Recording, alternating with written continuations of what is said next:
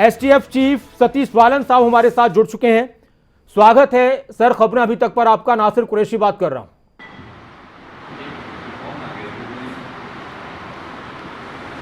जी नमस्कार। जी सर नमस्कार। सर एक बहुत बड़े मामले का आपने पर्दाफाश किया है सतीश साहब, जिसने सवाल उठाए थे। विधायक भी इतने डर गए थे कि इस्तीफे तक देने की नौबत आ गई थी। किस तरह से इस मामले को लेकर एसटीएफ आगे बढ़ी, पुलिस की कार्रवाई?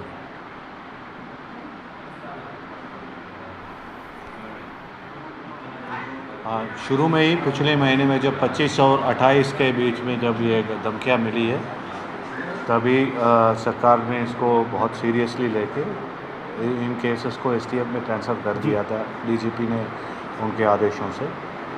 और डीजीपी साहब ने स्वयं सेंट्रल एजेंसीज और एमईए से संपर्क करके काफ़ी मदद मांगे हैं और कोऑर्डिनेट किए हैं, जिससे हमें कुछ विदेश अपनी फ्रेंडली कंट्री से कुछ मदद भी मिली है।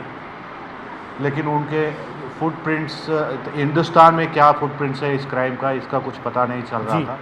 तो इस पे हमने एक स्ट्रैटेजिकली एक प्लान बना के एक जाल बिछाया था इन क्रिमिनल को पकड़ने के लिए। और टू आवर लक वो जाल में वो फंस गए थे और हमारे ही जवान को धमकी देना शुरू किया उन्होंने। फिर इसको हम पीछा करते हुए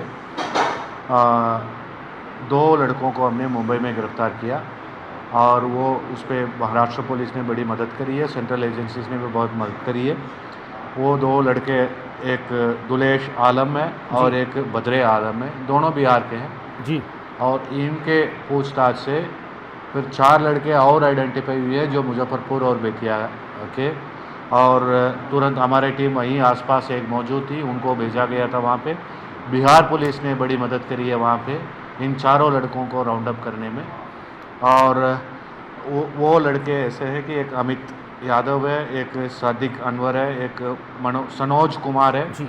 और एक कैश आलम है। ये जो कैश आलम है लास्ट में जो गिरफ्तार किया गया, सो ये मिडिल ईस्ट कंट्रीज़ में कभी रहता था और इसकी दोस्तियाँ पाकिस्तान के कुछ लोगों के साथ भी हुई है और उन्हीं के द्वारा ये सारा कार्यक्रम उसने रचाया है। और पाकिस्तान से कॉल करवाता था यहाँ पे विधायकों को या और लोगों को भी, और पैसा यहाँ जमा करवाते यहाँ के बैंकों से। सो हवाला से पैसा इधर से उधर करते थे। सतीश जी, सतीश बालन जी एक बात और मैं इन लोगों से हमने 24 के लगभग। हाँ जी जी, आप अपनी बात पूरी कीजिए, फिर मैं अपना अगला सवाल आपसे फिर करता हूँ जी।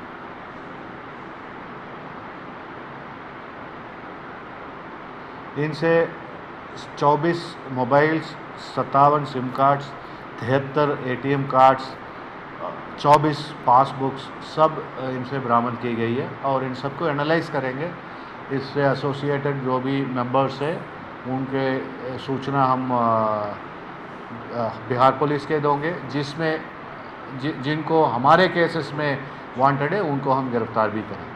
सर एक सवाल ये था कि जब आप ये कार्रवाई कर रहे थे और ये सारा जो जाल बिछाया था आपने, तो क्या इस तरह की भी कोई जानकारी मिली कि दूसरे राज्यों के भी विधायकों को बिहार में या किसी और राज्य में भी इस तरह की धमकियां मिल रही हैं, जो बड़े नेता हैं या फिर प्रशासन के लोग हैं? इस तरह की भी कोई जानकारी मिली?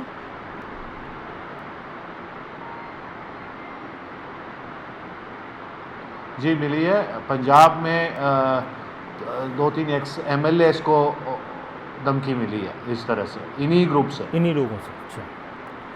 अच्छा, और जो अभी कुछ दिन पहले सोनीपत में भी एक जवान को धमकी दी गई थी और उसमें गैंगस्टर का नाम सामने आ रहा था, तो वो भी इसी से ही कनेक्ट है मामला, वो अलग है?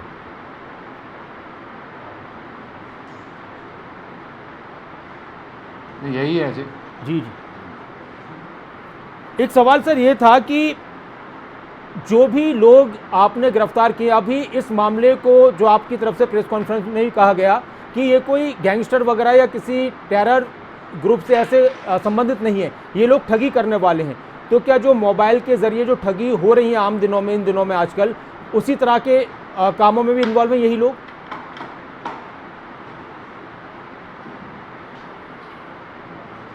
जी, पहले इनका मोडस ऑपरेंडी ये था कि कौन बनेगा करोड़पति या लॉटरी स्कैम्स या कुछ और है, ऐसे रैंडमली कॉल कर करके लोगों को चीट करके पैसा ऐंठते थे। अब ये रिसेंटली कुछ गैंगस्टर्स की यहाँ पे नाम चली है पंजाब और हरियाणा में, उनके नाम लेके इन्होंने इसके फ़ायदा उठा के उनके नाम लेके इन्होंने धमकी देना शुरू किया है।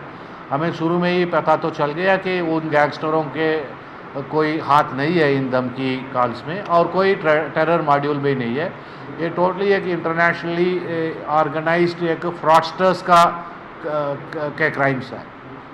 जी सतीश बालन जी, जो विधायक थे हरियाणा के, हम खासतौर से हरियाणा की बात करें तो क्या उनके लिए अब ये राहत की बात है कि जिन लोगों पर कार्रवाई हुई है, जिनको गिरफ्तार किया गया है, उनकी तरफ से जो धमकियां मिल रही थी तो उनकी तरफ से तो नहीं मिलेंगी, और आप लोगों की तरफ से किस तरह से उनको सतर्क रहने की बात कही जा रही है विधायकों के लिए, जो सुरक्षा की उनकी बात, उस पर आपका क्या कहना है?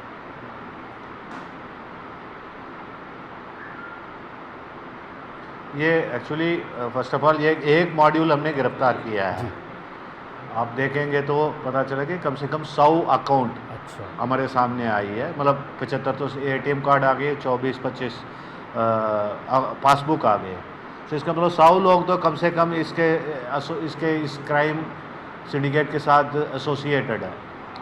सो अब इस ग्रुप से, जब तक ये अंदर है, इस ग्रुप से तो ऐसे धमकी नहीं आनी चाहिए, लेकिन ये तफ्तीश की बात है कि ऐसे ही और कोई मॉड्यूल्स भी है और कोई ग्रुप्स भी है ऐसे कोई चीटिंग करने वाले, फ्रॉड करने वाले, वो तफ्तीश में पता कर लेंगे, उनको भी गिरफ्तार कर लेंगे। फिलहाल इस ग्रुप से हमें नहीं लगता है कि कोई धमकी आएगी पंजाब हरियाणा। और इससे एक बात सर ये क्लियर हुई है कि ये जो अभी गैंगस्टर का पूरा मामला चल रहा है पंजाब में, हरियाणा में, तो उनके नाम का सहारा लेकर इनको ऐसा लगा कि हम इसके जरिए लोगों को और ज़्यादा डरा पाएंगे।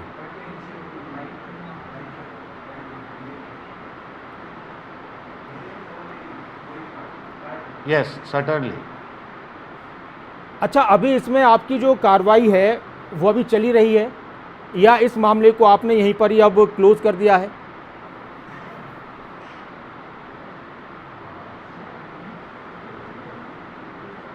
नहीं, ये एक्चुअली जितने अब 100 अकाउंट्स मिले, इन सबको एनालाइज किया जाएगा। इसमें जो भी नाम आएगा सामने जिनको हम गिरफ्तार करने लायक है, उनको गिरफ्तार करेंगे। बाकियों के बारे में सूचना बिहार पुलिस को या कंसर्न प्रदेश पुलिस को शेयर किया जाएगा। इसके अलावा जो पाकिस्तान जो कनेक्शन है उसके लिए हम इंटरपोल को भी अप्रोच करेंगे। उनके डिटेल सारे तफ्तीश के दौरान ले आके हम इंटरपोल को शेयर करेंगे और उसमें जो भी आगे कार्रवाई बनती है वो करवाएंगे। बहुत शुक्रिया सतीश बालन साहब, खबरें अभी तक के साथ जुड़ने के लिए। एक बड़ा मुद्दा, एक बड़ा मसला, एक बड़ी परेशानी जिसका आपने पर्दाफाश किया है, आपकी टीम ने पर्दाफाश किया है, और वो बधाई की पात्र है कि जिन विधायकों को धमकी मिल रही थी, कहीं ना कहीं अभी उनके लिए राहत की खबर है कि एक धमकी भरे जो कॉल उनको आ रहे थे लगातार, उसके जरिए जो उनकी परेशानी बढ़ रही थी उसका पर्दाफाश हुआ है। STF हरियाणा की तरफ से यह पता लगाया गया है और एक बड़े मॉड्यूल के जरिए किस तरह से धमकी दी जा रही थी और यहां पर डराने का, धमकाने का काम गैंगस्टर्स के नाम का सहारा लेकर किया जा रहा था। STF ने यह भी क्लियर किया है, इनके पास से बहुत सारी चीजें बरामद हुई हैं, और यह क्लियर किया है कि यह कोई गैंगस्टर वगैरह के ग्रुप से नहीं है, उनके ग्रुप्स का नाम का इस्तेमाल ये लोग कर रहे थे। लेकिन अभी भी कार्रवाई जारी है और फिलहाल जिन विधायकों को धमकियां मिल रही थी या जिन लोगों को धमकियां मिल रही थी, उनके लिए यह फिलहाल राहत की कि जिन गैंगस्टर्स का या जिन लोगों के नाम का सहारा लेकर ये काम कर रहे थे डराने धमकाने का, ये उन लोगों से अलग हैं और ये ठग लोग हैं। कुल मिलाकर बात ये निकलकर सामने आई कि ये लोग ठगी का काम करने वाले ठग हैं। ये सब अमित यादव, सिद्दीक, सनोज कुमार, कैफ आलम, इन लोगों को गिरफ्तार किया गया है। आरोपियों के पास से 34 mobile, 57 SIM card, 73 ATM card बरामद किए गए हैं। 10 से 20 मोबाइल नंबर पाकिस्तान के थे, कुछ कार्ड्स मिडिल ईस्ट के जो देश हैं वहां के हैं, दुबई और उसके आसपास की अगर बात की जाए। बेहद शातिराना अंदाज में ये वारदातों को अंजाम देते थे और एक बड़ा पर्दाफाश यहां पर STF की तरफ से किया गया है। STF चीफ सतीश बालन बता रहे थे कि किस तरह से ये पूरी प्लानिंग की गई और उन्होंने ये जाल बिछाया, और उनका कहना है कि शक पहले से ही था कि इस तरह के लोग हो सकते हैं, लेकिन किसी कंक्लूजन पर निकलने से पहले वो इसके मामले में, इस बारे में ज्यादा कहने से बचते रहे और आखिरकार जब सारी डिटेल सामने आ गई तो फिर इनको गिरफ्तार भी किया गया है। आरोपी अलग अलग भाषाओं में धमकी दे रहे थे, मैसेजेस कर रहे थे और अब इस कार्रवाई को आगे बढ़ाया जा रहा है और इसमें अलग अलग राज्यों की पुलिस से भी मदद ली जा रही है। इसके साथ ही इंटरपोल के जरिए जो बाहर से कॉल्स वगैरह आए हैं उसमें मदद ली जाएगी।